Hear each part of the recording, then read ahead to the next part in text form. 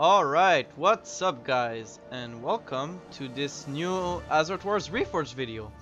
So today I'm gonna be counting down the top 10 new models from the new editor for Warcraft 3 Reforged. So the list is basically gonna be my choice for 10 units that I think 10 models I think will be very useful for editors in the future. And their personal preferences, of course, so take it as you will, but I think that these models are all very useful in the future. Most of them, my usual picks are completely new models that didn't previously exist in Warcraft 3, so that we had to use custom models to use. So if a model can replace that, then all the better. Alright, so first of all, number 10, we have the Dagran Orc Slayer model, I think it's called. Whatever, it's the paladin with the sword. So, I put this in a number 10 for a very good reason, and he won't stop attacking, by the way. Look at him swinging. So, the main reason I put this is his sword has a little circle thingy. So, what does mean is it basically looks a lot like the swords of very famous characters in the lore. Varian Shalamain, Ashbringer, for Tyrion, Bolvar. So previously we had to use custom models for these models to work, but now that we have this model, we can probably put this guy as a lot of famous characters. Of course, this is not the this is only at number 10, so I think that eventually we'll have custom model for these, as they're so recognizable, or even maybe official models. But for now, I think that this is our best deal, and I think it's a pretty good one. Alright, number 9, we have Unmounted Troll. So, this is a model that we straight up didn't have. So I think it's a very useful model, as Troll is a very important character. And also, he can be useful for, if you scale him down, he can be a grunt with a hammer, or any kind of variation, but mainly very useful, well-known character, and we didn't have this model before, so yeah, that's my number 9.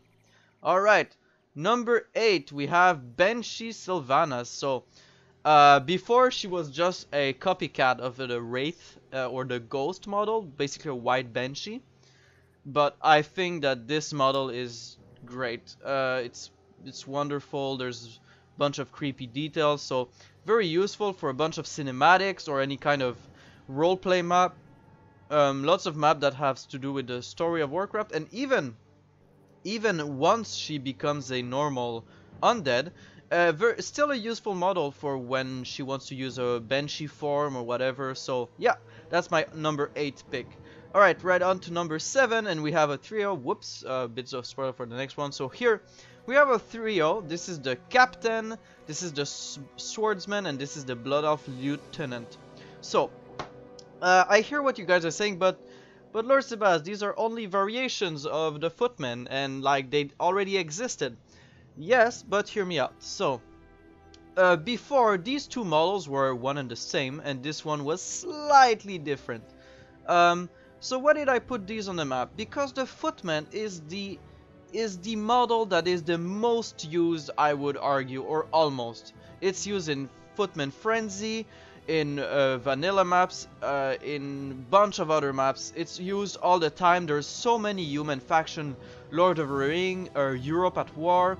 All the maps that basically include human faction will use Footmans or variation of Footmans. And I think it's an incredible useful model to have an elite Footman, so this is why the Captain is the main one, but also a really cool Blood Elf one and a Swordsman one that's more standard. These models can be used for so many things, so I think these are extremely useful, and that's why I put them at number 7, even if technically they're not entirely new. They're kind of reskins, but you know, these models will be incredibly important. Alright, moving on to number 6 that was spoiled earlier, I have Gul'dan. So this model is straight up amazing. So it's grim, it looks great. It represents the character so well, and he's such an important character in the story. So I'm really happy that they give him a really proper model, even if he isn't really featured in the campaign that much. I think this is gonna be useful. Of course, you can only use it for this character because it's so recognizable, but I think it's an excellent addition, and that's why he's at number 6. Alright, moving on to number 5, we have the High Elf Runner.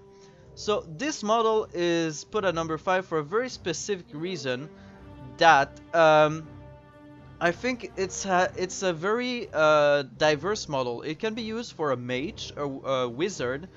It can be used for a priest, even a courier, of course, a runner. It can even be used for an advanced builder or architect, like the Blood Elf builder that I didn't include in this list. But I think this model has a lot of potential in an area that we lacked a lot of models. Basically, more diversity for the High Elf race. Alright, moving on to number 4, we have the Giant Skeleton, or whatever it's called, Skeleton Brute, I don't remember. So this model, oh, I didn't even know you could do that. Hey, if you hold control and you select a unit, you can rotate it. New stuff to me. So this model is great for so many reasons. First of all, we finally have some diversity from the 3 skeletons that we have, which is basically the footman skeleton, the ground skeleton, and the archer. And we had the mage, of course, but now we have this guy on top that can be used for a skeleton hero. You can use it for a massive giant skeleton, a smaller one. I think this model is something new in Warcraft, the kind of one that drags his weapon around. He's really cool, so I really like this model, and I think he's gonna be very useful for a bunch of bosses or skeleton armies. Alright. Right on to number 3, we have the new Beastmaster. So why did I include this high? Well, before we had Rexar, that was the model for both the Beastmaster and Rexar, but now we have 2 different models. And I think that this one is especially important because he doesn't really look like a Beastmaster. I mean, yes, he has like the tooths and the skulls, but this model can be used for a lot of things, like an orc berserker, and also the Magyar orcs, or whatever they're called, like the orcs that are like half, they're more like the true orcs, basically the time skip one. So he looks great. He can even be used if you tint him red. You can use him for Felhork, Berserk. So I think this model has a ton of potential and can be used for a lot of situations. And this kind of badass orcs model I think was really needed. So I'm really happy that they provided this kind of model for the Beastmaster. Alright, on to number 2. We have a duo. So this is the Apprentice Wizard and this is the Chaplain. So why did I include these two? Because these are 2 human wizard models. So before, both these models were exactly the same, and they were elven. They were basically a priest reskin. But these models are different because they're both human, and this gives us so many new potential. We can have Khadgar, we can have human wizards like in the Warcraft 2 game.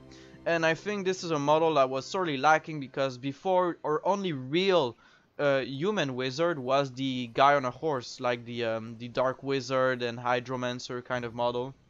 Which, by the way, they all have individual models. But these models in particular, which is a human wizard that's on foot, we didn't have that. And I think that's a really good addition, so at number 2. And before we get to our number 1, I have one dishonorable mention. So hear me out, I'm gonna explain it. So my dishonorable mention is this one, the Bandit Lord. So why do I say it's a dishonorable mention? So first of all, the positive. This model is awesome. For a barbarian rider or a Viking Vrykul, any kind of variation on that, I think he's a great looking model. Really, with the shield and all, I think it's a great model. Why do I say it's a dishonorable mention? Because that removed one option from the game. So before, this model was basically a knight reskin black, right? And that model was very useful because human medieval knights is a very useful model. We use it for so many maps, from medieval to Middle Earth to different variation on human knights in general, like Stormwind, Lordaeron, whatever. It's a very useful model, and now we don't have that. We only have one remaining knight model, which is the human knight. So I think that's a great loss, and when I say human knight, I mean the medieval kind of jousting knight. So this is a different kind of model. It's really cool. but it removed an option which was a small one. It's just a black reskin, right? But it matters, right? Now we only have one model to reskin our medieval knights, so a small mention. Alright, and another mention which I didn't include here, but it's the dwarfs. We didn't have no new dwarf model. Muradin is slightly different from the Mountain King, but very little.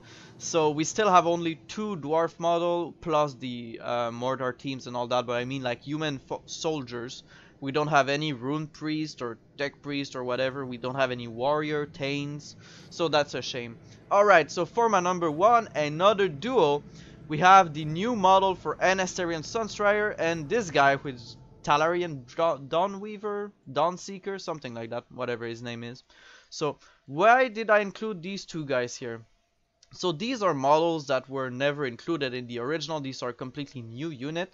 But I think they are amazing. There's so many maps where they want to use Helven Blade Masters, or melee units, big elite melee units for high health, and the high elf are a really popular race, but right now we didn't have anything. We had to use spellbreakers or swordsmen and lieutenants, but they're kind of the same and they look like the footmen, so we didn't have a proper elite melee unit for high elves, which is one of the most famous races, most popular. So many custom map uses them. So I think this model has so many potential. We can tint it black, so we have a High Elf Death Knight. We can do so many things with it, and it looks awesome. Look at this. This is like a rune blade, like a Death Knight rune blade. So we can turn this guy into a Death Knight. This guy looks kind of blood elfy, so we can use him for if we tint him red slightly, we can use him for a blood elf race. His sword look awesome. I think these models are gonna be incredibly useful, so that's why I put them in number 1. Alright, so that was my top 10 list. So these are the few models I think that will be the most useful in Reforged, or the most used. But that doesn't mean that the other models are not useful. They just already existed, right? They already had alternatives. While these ones I think are new, or the difference in these, and in this case the difference that they bring will make a big difference, right? So I hope you enjoyed the video. I'm gonna be sure to make more editors video in the future, or more Reforged video in general. So thank you for watching, guys, and see you guys next time.